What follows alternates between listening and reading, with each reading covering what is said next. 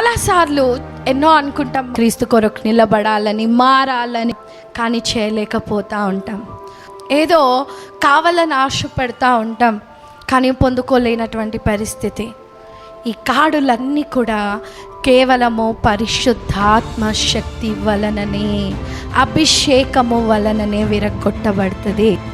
యెషయా గ్రంథము 10వ అధ్యాయము 27వ వచనం.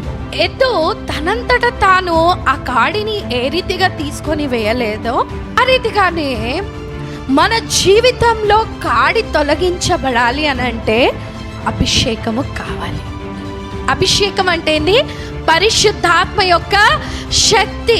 అభిషేకము ఈ పరిశుద్ధాత్మ యొక్క శక్తి యొక్క కొలత, దాని పరిమాణము ఎంత ఎక్కువగా నీ జీవితంలో పెంచబడుతుందో, హెచ్చింపబడుతుందో, ఎంత ఎక్కువగా అభిషేకంలో నీ జీవితం ఎదుగుతుందో, అభిషేకము వలననే విరగొట్టబడుతుంది. ఆ జీవితము, నా ప్రతి పరిస్థితిని పరిశుద్ధాత్మ యొక్క అభిషేకమునకు, శక్తికి నేను అప్పగించుకొంచున్నాను.